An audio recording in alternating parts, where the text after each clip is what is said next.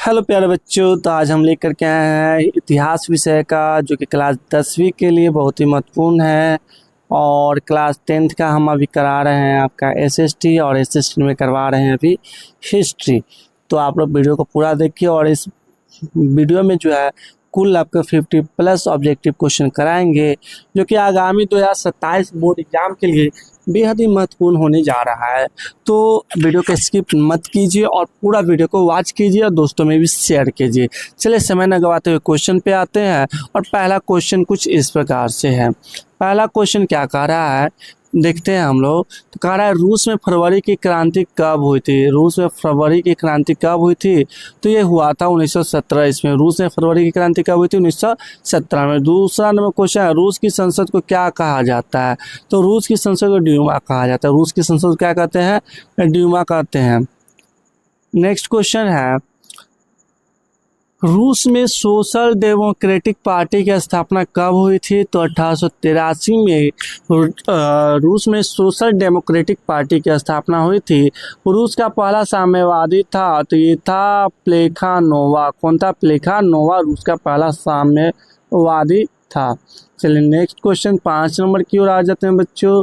तो यहाँ पे है, रूस की बोल्शेविक क्रांति के समय किसका शासन था। तो जार निकोलस द्वितीय का। रूस में जब बोल्शेविक क्रांति हो रही थी तो उस समय कह रहे किसका शासन था, तो जार निकोलस द्वितीय का शासन हुआ करता था। Option number A right answer. 6 number question है, रूस को गणतंत्र कब घोषित किया गया था। तो सितंबर 1917 में रूस जो है स्वतंत्र हो जाता है। ठीक है, किससे स्वतंत्र हो जाता है, तो यूरोपियन कंट्री से स्वतंत्र होता है। 7 नंबर क्वेश्चन है, रूस में नई आर्थिक नीति कब लागू हुई थी। तो 1921 में। रूस में नई आर्थिक नीति कब लागू किया गया, 1921 में। 8 नंबर क्वेश्चन है, रूस जापान युद्ध कब हुआ था। तो ये हुआ था 1904-05 में। रूस जापान युद्ध कब हुआ था, 1904-05 में रूस जापान युद्ध हुआ था। उसके बाद है, रूस में किस राजवंश का शासन था। तो ये था रोमनो राजवंश का शासन रूस में था। 10 नंबर क्वेश्चन है, रूस में जार का अर्थ क्या होता है। जार का अर्थ होता है रूस का सम्राट। जार का अर्थ क्या होता है, रूस का सम्राट या रूसी सम्राट कह सकते हैं। चलिए अगला क्वेश्चन हम लोग देखते हैं। 11 नंबर क्वेश्चन है, कह रहा है रूस में कृषक दास प्रथा का अंत कब हुआ था। कृषक दास प्रथा का अंत कब हुआ था, तो 1861 में होगा। ऑप्शन नंबर ए राइट होगा। क्वेश्चन 12 है, जार निकोलस ने ड्यूमा को भंग करने का आदेश कब जारी किया था। ये ड्यूमा क्या था, तो रूस का जो था संसद भवन था, उसको भंग करने का आदेश जो था 11 मार्च 1917 को दिया गया। तो ऑप्शन नंबर ए जो है यहाँ पे राइट आंसर हो जाएगा। चलिए 13 नंबर क्वेश्चन देखते हैं। 13 नंबर क्वेश्चन क्या कहता है, जार निकोलस को कब सिंहासन त्यागना पड़ा था। तो ये त्यागना पड़ा था 15 मार्च 1917 को। कब, 15 मार्च 1917 को जार निकोलस जो है अपना पदवी छोड़ देता है, यानी पद से हटा दिया जाता है। 14 नंबर क्वेश्चन है, जार निकोलस द्वितीय ने ड्यूमा नामक संसद की स्थापना कब की थी। तो ये किया था 1905 में। निकोलस द्वितीय जो था वो 1905 में ड्यूमा का स्थापना करता है, यानी रूसी संसद की स्थापना कर देता है। 15 नंबर क्वेश्चन है, लेनिन ने आर्थिक नीति की घोषणा जो था वो कब किया था। तो किया था 1921 में। लेनिन जो कब किया था, तो 1921 में किया था। नेक्स्ट क्वेश्चन है, कह रहा है 16 नंबर, लेनिन की मृत्यु कब हुई थी। तो ये हुई थी 1924 में। लेनिन की मृत्यु कब हुई थी, 1924 में। 17 नंबर, लेनिन द्वारा कॉमिंटर्न की स्थापना कब हुई थी। तो हुआ था 1919 में। लेनिन द्वारा कॉमिंटर्न की स्थापना 1919 में हुआ था। 18 नंबर क्वेश्चन है, लेनिन का उत्तराधिकारी कौन बना। तो लेनिन का उत्तराधिकारी जो था स्टालिन बना। कौन बना था, स्टालिन बना था। 19 नंबर, चेका क्या है। ये चेका क्या था, तो पुलिस दस्ता था। चेका क्या था, पुलिस दस्ता था। चलिए अगला क्वेश्चन 20 नंबर पे आते हैं। चेका का गठन किसने किया था। तो लेनिन ने किया था। किसने किया था, चेका का गठन लेनिन ने किया था। नेक्स्ट क्वेश्चन है, बोल्शेविक क्रांति कब हुई थी। तो ये हुई था नवंबर 1917 में। बोल्शेविक क्रांति कब हुई थी, नवंबर 1917 में। और जैसे कि बच्चों आप लोग का डिमांड था, पुरानी वीडियो आप लोगों ने कमेंट किया था कि सर हमें सोशल साइंस जो है उसका MCQ कराइए, तो हम आपका उसका MCQ अभी करा रहे हैं। तो पूरा वीडियो आप लोग वॉच भी कीजिए। और इसमें जो है कुल 50+ ऑब्जेक्टिव है, और हम एक एक करके आपका जो है सोशल साइंस के सभी विषय का चैप्टर वाइज जो है एमसीक्यू कराने वाले हैं। तो आप लोग पूरा वीडियो जरूर वॉच कीजिए और 2027 में 450 प्लस का जो है ना आप ये टारगेट लेकर के चलिए। 2027 जो है उसमें आपका नाम टॉपर वेरिफिकेशन में हो। चलिए अगला क्वेश्चन हम लोग देखते हैं। अगला क्वेश्चन है बोल्शेविक क्रांति का नेतृत्व किसने किया था? तो ये किया था लेनिन ने। किसने किया था? लेनिन ने किया था बोल्शेविक क्रांति का नेतृत्व। 23 नंबर है ब्रेस्ट लिटोवास्क की संधि किन देशों के बीच हुई थी? तो ये हुई थी रूस और जर्मनी। ब्रेस्ट लिटोवास्क की संधि किन देशों के बीच हुई थी? तो रूस और जर्मनी के बीच में हुआ था। 24वां क्वेश्चन है निम्नलिखित में से किसे साम्यवाद के संस्थापक के रूप में माना जाता है? साम्यवाद के संस्थापक के रूप में कार्ल मार्क्स को माना जाता है। किसे माना जाता है? कार्ल मार्क्स को माना जाता है। 25वां क्वेश्चन है साम्यवादी घोषणा पत्र कम्युनिस्ट मैनिफेस्टो के लेखक कौन है? तो यह है कार्ल मार्क्स और फ्रेडरिक एंजल्स। कौन है? कार्ल मार्क्स और फ्रेडरिक एंजल्स। ठीक है। अगला क्वेश्चन है 26 नंबर, कहता है साम्यवादी घोषणा पत्र जिसका कम्युनिस्ट मैनिफेस्टो का कहते हैं इसका प्रकाशन कब हुआ था?